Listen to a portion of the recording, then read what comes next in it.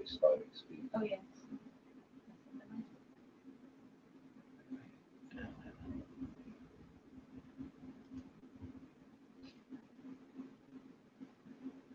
Okay, we're live. Links.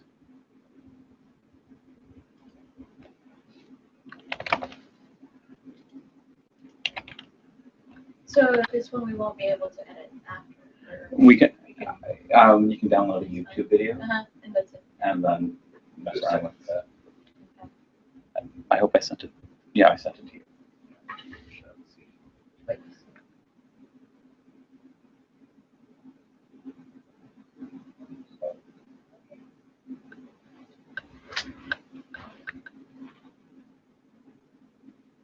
Yeah, do you want to just talk and just see? Okay.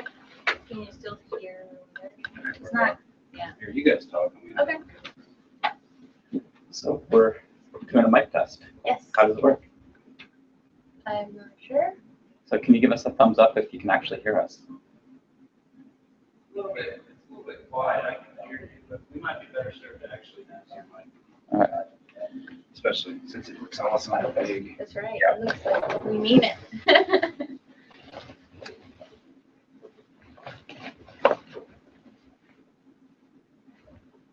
That's Apple. Well, is that one turn on? Or I guess it won't do feedback from yours.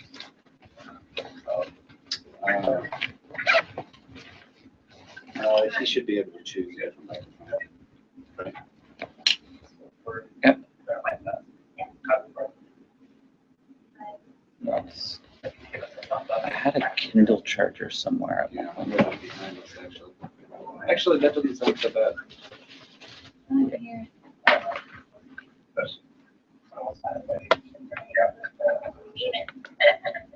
Yeah, I can hear it. Yeah. It's very delayed.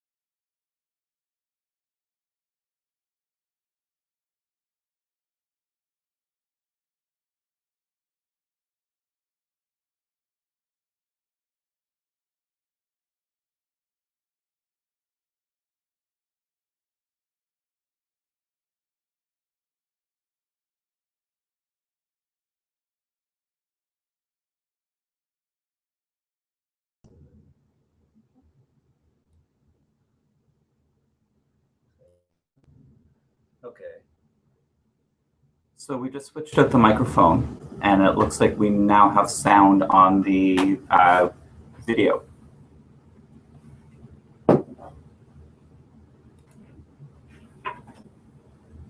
Perfect. Okay, good. So we're at 6:53 a.m. Houston time. We're testing out a new video feature for those of you just dialing in on the link Instant Messenger. We have about 13 viewers in our Google Hangout that we're testing out this morning.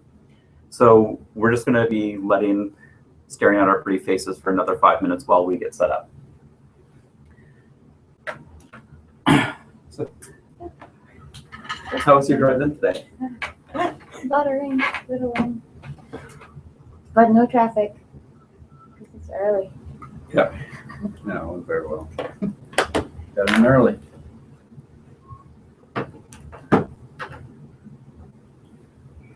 So, I guess want to talk about some of the leadership SIG. Yes. Yeah. So, so again, for those of you that join us, this is one of the other features that we have now, the leadership SIG, and in the coming months, as we look into the new year, we'll have some surveys out to figure out what else you want to see from the leadership SIG. But this is the book panel reviews that we've started doing, and we had a very good response from the first one. So we want to keep these going, and we of course want to get your feedback on it, and it's going to be some good things there. Yes, some obvious feedback from one of the last ones is obviously that some people indicated that they wanted something more visual, so that's obviously where we're moving toward. So, hello. And also the interaction during the feed, you can see us. You can also submit questions in link, or if you want to make some comments during the talk, please go ahead and either voice them or type them into the link chat so we can address them.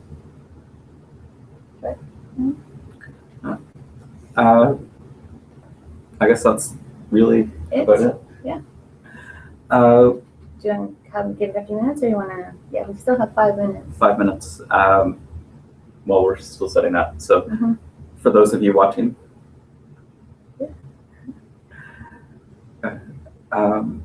I guess one of the things to mention that we mentioned in the last leadership talk, but we'll probably mention again. One of the keys that we think of when we give these book reviews and so forth is just the notion between what leaders around the world are doing as far as reading books versus what the typical individual is doing. I think Aurora has these actual numbers more familiar than I do, but it's something like I do, but I do not. I think it's one book a week the typical leader is reading, so one book a month is what we're shooting to discuss.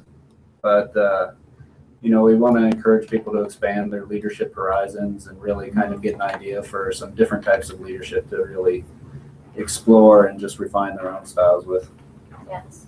And that's the whole goal behind the leadership SIG. It's to make sure that since we are a global company, explore what leaders are doing everywhere, not just here, but everywhere where we do business.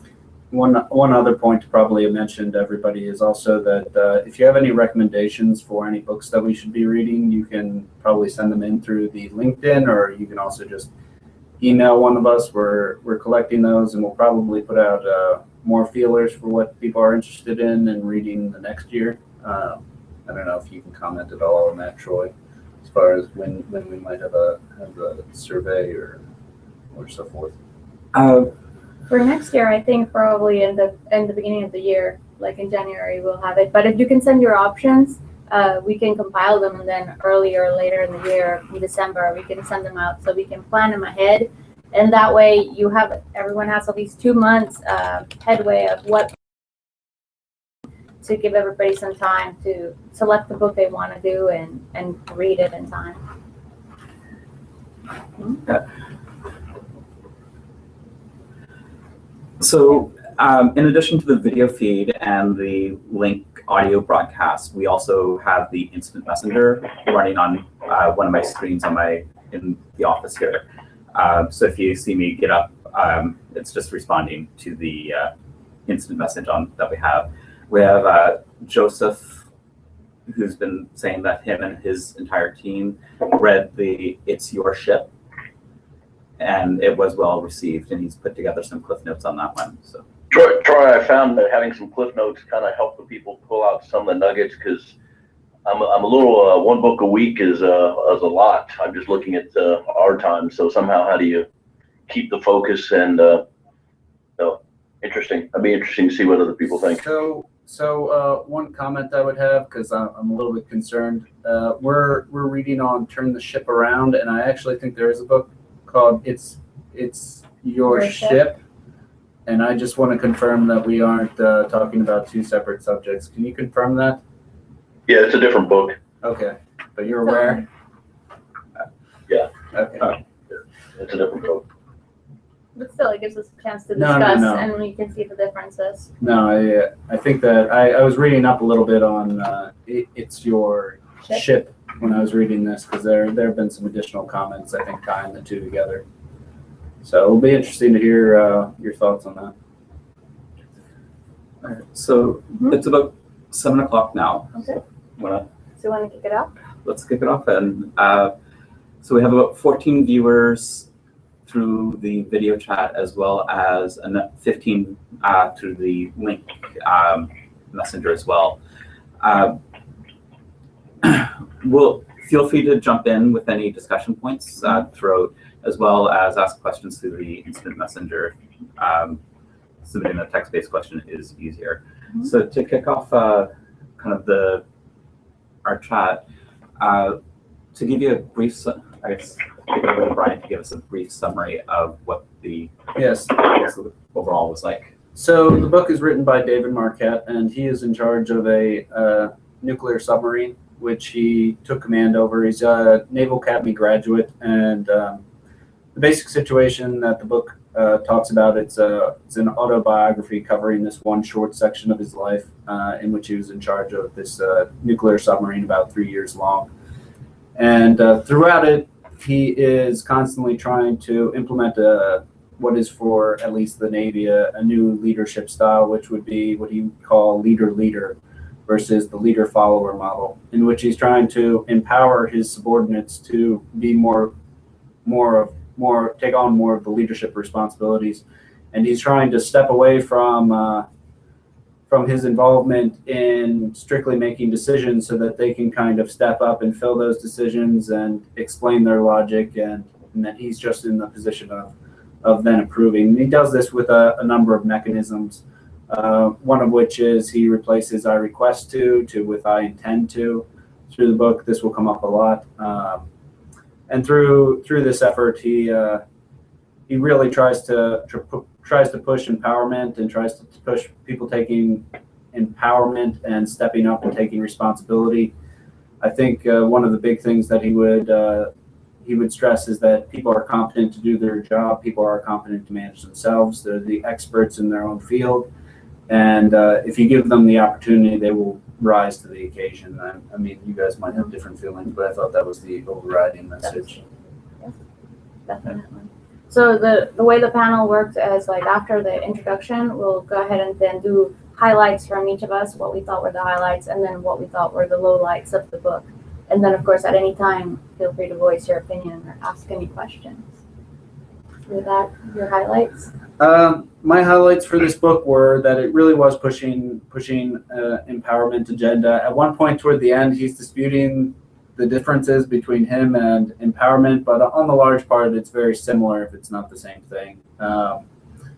And in that regard, he's basically saying you have competent people beneath you. You need to learn how to respect people's technical expertise without stepping on their toes. I think that's very important. The specific reason why this is coming up in the course of the book is because he is put on a nuclear submarine that he has no experience with. He's been trained in the technical operations of a different, completely separate nuclear submarine, and as a result, he's not necessarily familiar with all the technical aspects of this submarine. So a lot of the book is about him recognizing that people are capable to make determinations for themselves. So that resonated with me. I think we get caught up as managers sometimes, trying to become the technical experts of what the people beneath us know. We try to absorb all their knowledge and all their information with the notion that we're somehow going to come with a better understanding and thereby a different conclusion than they are. And I don't think that's always the case. You have to recognize that they've been studying this material for years necessarily, and you need to respect that they very likely have a more refined perspective on things than you may ever necessarily have. And I thought that was pretty important as a notion. Definitely. I agree that not jumping to provide solutions was one of my takeaways too.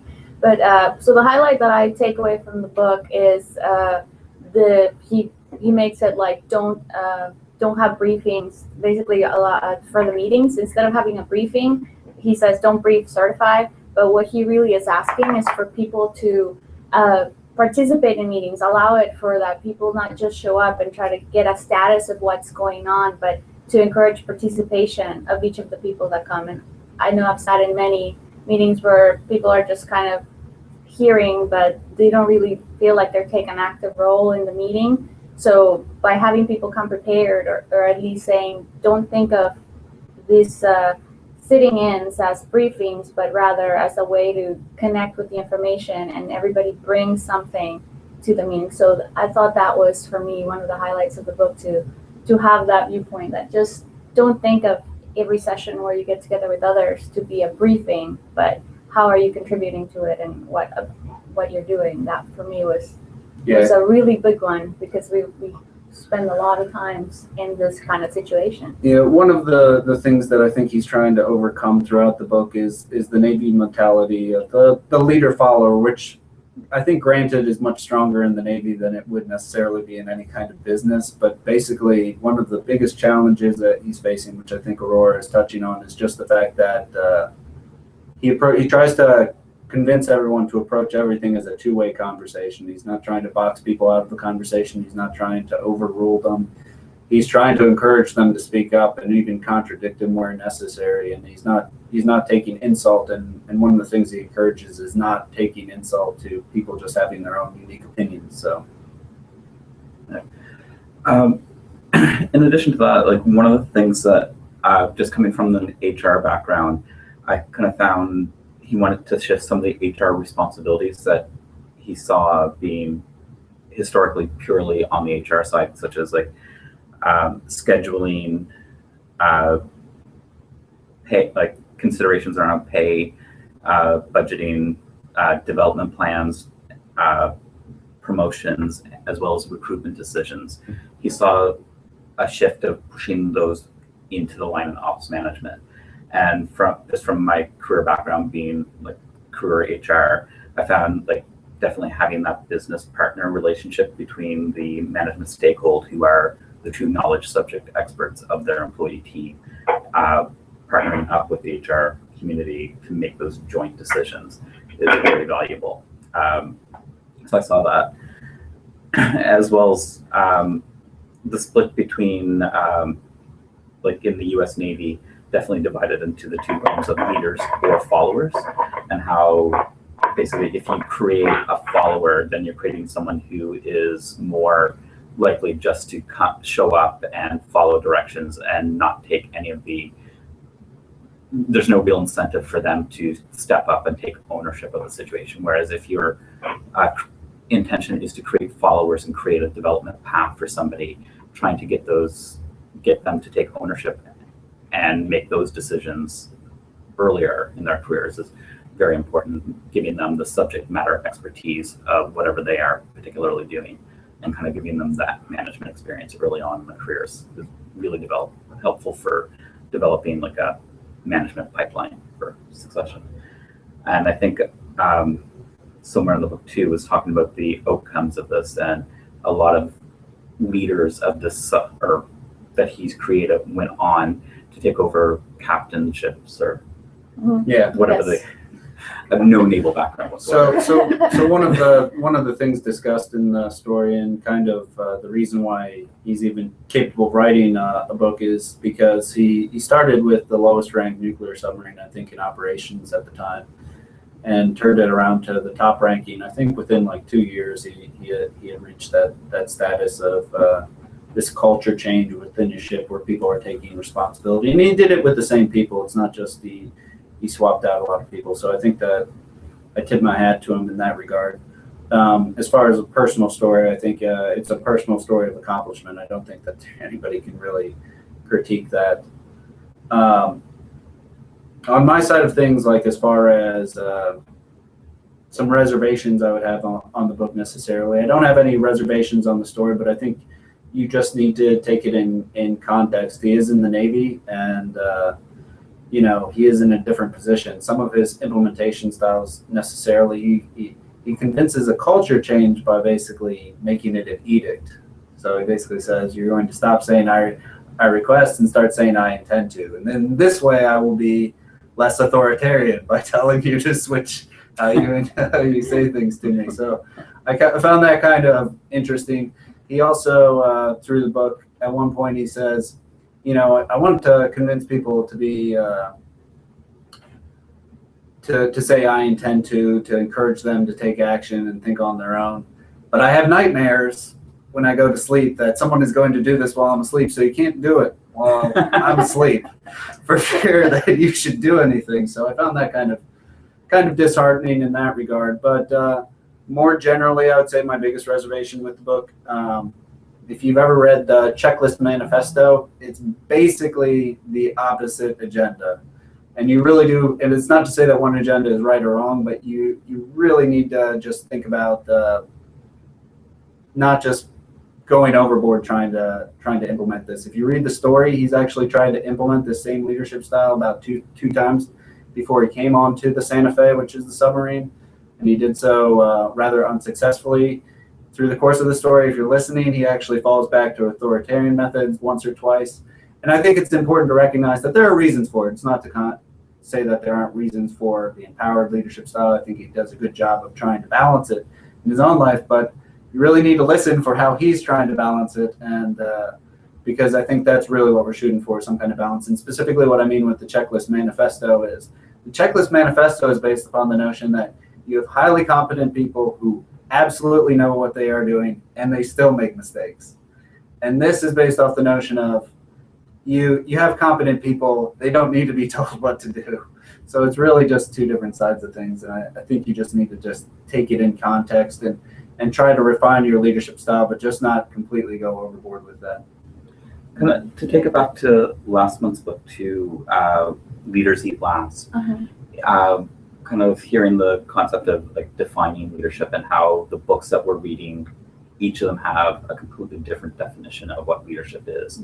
And in last month's book, Leaders Eat Last, the definition of leadership was taking, leaders are somebody who not only take over their own purely business concerns of running a profitable business, but also having societal or stewardship implications for the people you employ from a cultural standpoint. And the definition of leadership, basically leaders should, instead of giving control rather than taking control, and creating leaders instead of creating followers, kind of contrasting. And whereas the Leadership Manifesto, from what I'm hearing, it's like, so it's a checklist manifesto. It's not really a comment on leadership so much as it is a comment on empowering individuals. I mean, like it recognize you. Between the two books, what you're really looking at is you're looking at a book that says that you have an intelligent individual who is the technical expert in his field. But the two books would diverge where you talk about quality necessarily. I think specifically the empowered strategy that he's employing has some success because he has a lot of empowered people who really want to take action. And you'll get that in the military. People want to resolve problems. For instance, he has a firefighting scenario in which they used to only have one person responsible for firefighting for a specific station, and now everybody's responsible, which sounds like a great idea, but no specific person is responsible, which is great under most situations. I mean, the first person who gets there does it, but you can also imagine some scenarios where, well, then who is responsible? Like in a crisis, in a secondary crisis where maybe you're trying to coordinate an attack with this nuclear sub, who then is responsible to put out the fire? Is some of the stuff they start to think about. And the checklist manifesto is basically talking about how, technically expert pilots still, during some of these scenarios don't necessarily know what to do, and how that they're not thinking strategically, and they're falling back on that. In a way, I think they're not as disjointed. They may be a little bit disjointed, but if you think about it on Turn the Ship Around, he does talk about taking deliberate action. So, not just going on autopilot, but he does this whole thing where people are going to say what they're going to do before they do it, so that others can catch, if there's a mistake or a problem, they can say something about it before they speak. So it's kind of, in a way, the checklist is to make sure that you're deliberate. The checklist manifesto, in a way that you're deliberate. It's not the same, but they both address that, yes, people can make mistakes, but how to counter the mistake. So he wouldn't take it that it's a mistake and we have to live with it. So he tried to come up with taking deliberate action to say what we're doing. And a way the checklist is, I know what I'm doing, but just to be sure, I'm going to follow these steps to make sure that I don't forget anything in my experience. It's kind of like driving home because you've done it all the time. You don't really pay attention. The checklist or the deliberate decision making forces you to be alert into what you're deciding. Yeah, I think some of the places where this really has some applications as far as empowered leadership really goes when we talk about innovation, and you want to give people the leeway to basically try to see where they can make innovation. But when you talk about quality necessarily, you really want people to follow procedures and processes. So, I mean, it's give and take. I mean, obviously. Kind of moving further down into the lowlights. Okay. For me, the low light of the book was more or less the book structure itself. I found it kind of almost repetitive in how the chapters were laid out. There was basically, there's at the end of each chapter, there's the definitions or The questions. Also. Yeah. Just the theory that he was going to implement, then real life practical example of life on the submarine. So if you don't like marine books or you don't follow Navy books and you're not really interested in submarines, this is probably not going to be the leadership book for you. For me personally, I only ever made it halfway through Hunt for Red October. Yes, it was a struggle. So the message of the leaderships that I took away from it, it's kind of a universal application, but the methodology of the book itself was kind of, you could tell he was a military trained person with the way he wrote, and kind of, for me, I needed a little bit more emotional resonance in the stories and the examples. I did think that it was kind of written a little bit like a textbook in the regard that every chapter ended with questions to ask yourself, as if for instance, we could read through the questions right now. Yeah. It would only take us an hour or two. Yeah. But basically, I think the questions at the end of each chapter, in a lot of regards, where he's trying to say, where could you implement this, where could you implement that, are good in a general sense, but they're also to highlight the fact that he's kind of aware that you can't implement this like blanketly across the board necessarily. You actually do have to think about how you can implement it. Well, I think that's true of all the leadership books we're going to read. I mean, the whole idea about having this SIG and this interaction is because none of the books we're going to read are going to give us a step-by-step way that will work in our business or in our teams. It has to be adapted to what we know, and that's the reason why we discuss the different options. I also agree that yes, the questions make you think, and it's not an easy thing, but you do have some ideas that you can take off from this book that you can try to see how it would work and how you could implement it. There's not going to be a secret recipe for leadership that we're going to find. Yeah, I know. But don't tune out just yet, you know. Um, So, yeah. I don't know that we shouldn't be open-ended to Yes, questions. and anytime, feel free to post something on link or speak up if you have a question or you read the book. What are your thoughts or from what you heard so far? or any questions for us in general? Yes.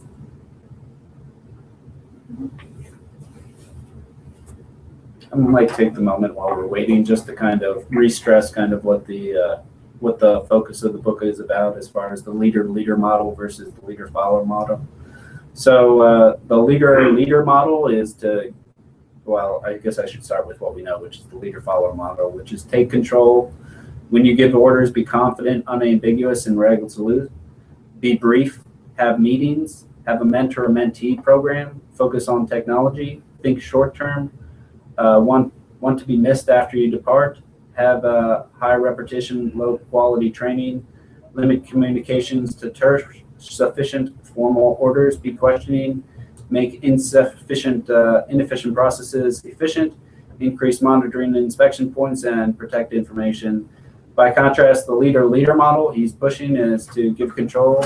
When you give orders, leave the room for questioning, certify conversations, have a mentor program, focus on the people, think long term, want not to be missed after you depart, have low repetition, high quality training, augment orders with rich contextual information and communications, be curious, eliminate entire steps and processes that don't add value, reduce monitoring and inspection, and pass information. One of the interesting points that we actually didn't talk about through the course of this, I think, is the concept of wanting to be missed after you depart versus not wanting to be missed.